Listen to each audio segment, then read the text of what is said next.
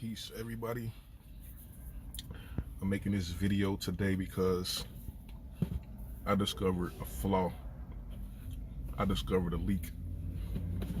I discovered something that can severely affect the so-called American Negro, the black people. I'm not talking about a leak per se, like a tire leak. If your tire is leaking air, it'll cause your car from moving until you get that leak fixed or get that tire repaired. Or if you leak in blood, you might end up dying. But usually if you're leaking blood, if the wound is not severe, the blood will actually, clot to prevent the leakage, to prevent you from dying. Unless it's a severe wound, then you might have to manually repair that or patch it up to prevent you from losing blood and pressure. Hydraulics, or if you leaking gas, the car might explode, or eventually you're not going to be able to continue moving. If you're leaking oil, it might damage your engine. Your car might lock up. The engine might actually knock up if you don't get that leak repaired, or if you don't continue to top the oil off with oil. You got to keep putting oil in because it's leaking, or if you're leaking water, if you're on a ship, on the sea, or on a lake, or in a river, you discover there's a leak. If you don't patch that leak, or if you don't get that water out as fast as it comes in, you're going to be, the ship will be on the bottom of the ocean or the bottom of the lake. You might die, or you might have to swim, or you might be in dangerous waters. You don't want that leak to happen when you're in dangerous waters, because you're going to be dealing with predators, piranhas, sharks, whales, killer whales. So you got to make sure that your ship is intact and it's not leaking water, And when something leaks, I was talking about earlier, you lose pressure. Like if you have a brake problem, you leak brake fluid, you don't have the pressure to stop the car, you're putting people in danger, you're putting yourself in danger. You won't be able to, come to a complete stop. You might crash, you might go over a cliff. So you got to make sure you don't have a leak, or if you do have a leak, you got to get that leak repaired. What I'm saying is the black economy is leaking, and because it's leaking, we don't have any power or pressure. And the leak that I'm talking about is the money and resources allocated during the Civil Rights Act is going to people other than the black people. And the people who were victims and had a claim, an injury to the United States government were the American black people. But the main beneficiaries of the Civil Rights Act, the Civil Rights Movement, affirmative action, minority benefits, are people who represent the majority of the world's population. Asians, Indians, Africans, Pacific Islanders, so-called Native Americans, Hispanics, Africans, did I say Africans, and Arabs. India and Asia, really India and China alone represents 3 billion people. That's not talking about Japan, that's not talking about Indonesia, Taiwan, the Philippines, Korea. That's not talking about none of them other Asian islands. So that's 3 billion people. Let's just say 3 billion people. We don't include all the Asian countries, including India. Let's say 3 billion people, right?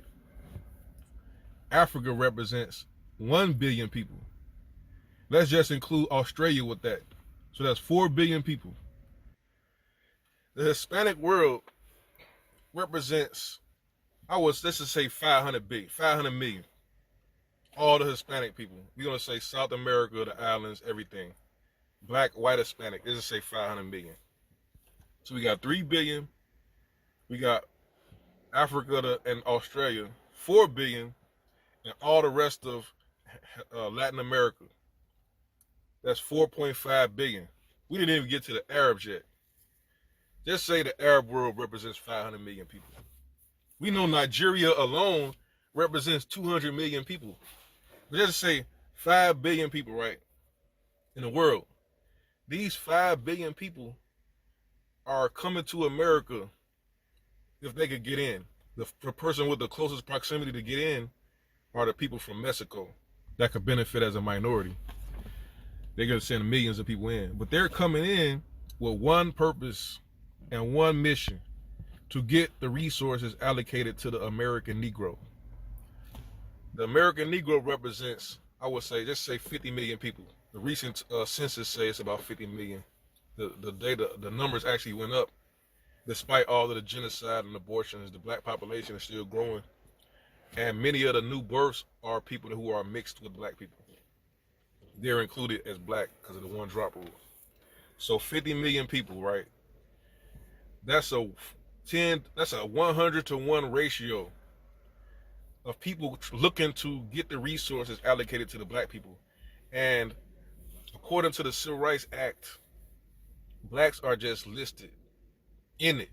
You're not the priority. There's no set aside, there's no earmarks to make sure that black people get anything.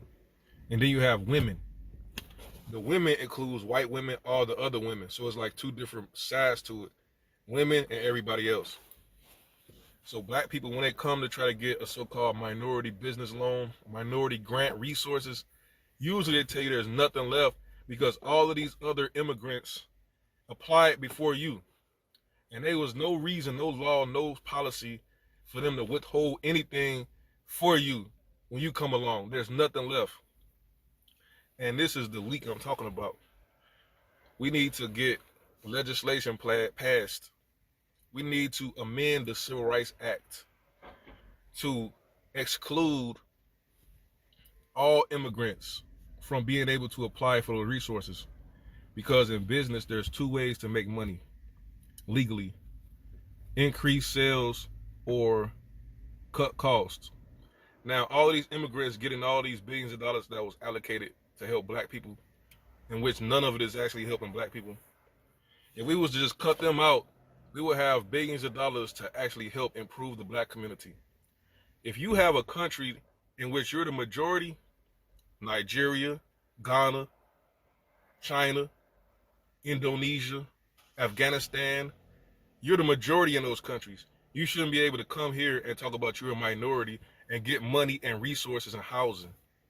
And then you have no concern about the original people here who are still suffering, still living under bridges.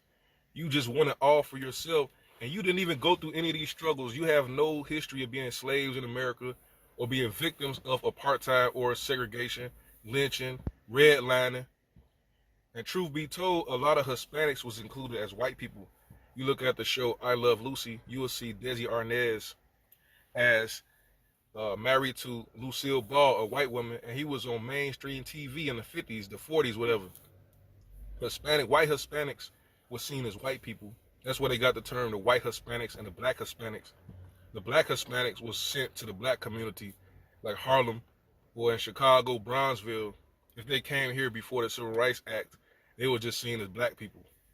Nowadays, the so-called black Hispanics is talking about they Latino, Dominicans, all that, whatever. But you shouldn't get nothing. None of y'all should benefit, because when you take these resources from a black community, not only are you taking the resources that help you get your business started and established, you're using that money to set up shop in the black community, and you're draining the money from the people, and you're not reciprocating anything back to the people. It's like the law of this world is reciprocity. When you take something from something, you got to replenish it with something. Otherwise, that thing will deteriorate and fall apart. Now, these foreigners, these immigrants, see the black community as a power source, like we were a generator. They could just pump energy out of the black community. But it's just like we're the Hoover Dam. Like when they built the Hoover Dam on the West Coast, at least the U.S. government actually built the Hoover Dam in order to exploit that, the water resources over there. These immigrants didn't build anything, didn't put anything into the black community. They're just taking and taking and taking, and somehow the black community is still able to sustain while being exploited from all angles and not getting any money from the so-called civil rights movement, the so-called minority benefits. I don't know why the black community still exists with all of this exploitation and draining. You know, America is a socialist country for everybody except the black people. The black community is a meritocracy, meaning your merit is the reason you're succeeding. When you get into a job position, you're not the one that's getting hired to learn on the spot. You got to have a college degree. You got to be better, 20 times better than everybody else. You have to be actually skilled and qualified and exceptional. And this is the only reason the black community is sustaining and succeeding is because of that.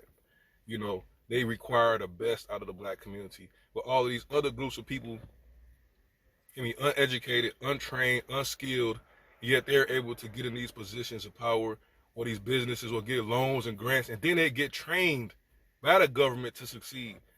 The government never trains the black community to do anything.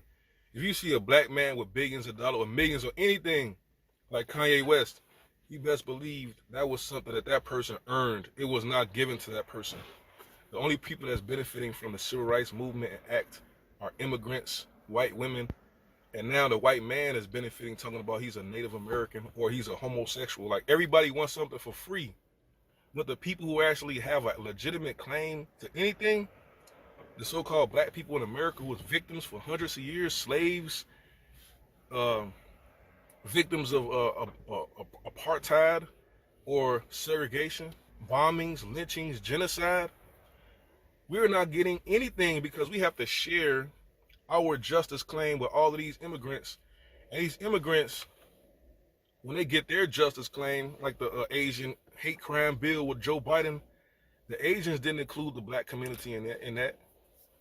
You know, Japan, when they got their reparations, they didn't include the black people. We don't get anything from the Holocaust. When Joe Biden was talking about giving millions of dollars to the illegal aliens that was in cages, they wasn't trying to share that.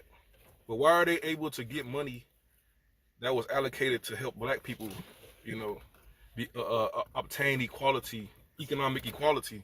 We're in a worse position now in 2022 than we were before the Civil Rights Act, because we had legal segregation and the black people had their own institutions. And the only institution that survived integration is the black colleges and the black church. Everything else has been decimated. And the only thing the so-called black people have is ability, creativity, skill, culture. That's the only thing they can't really take, but they could exploit that.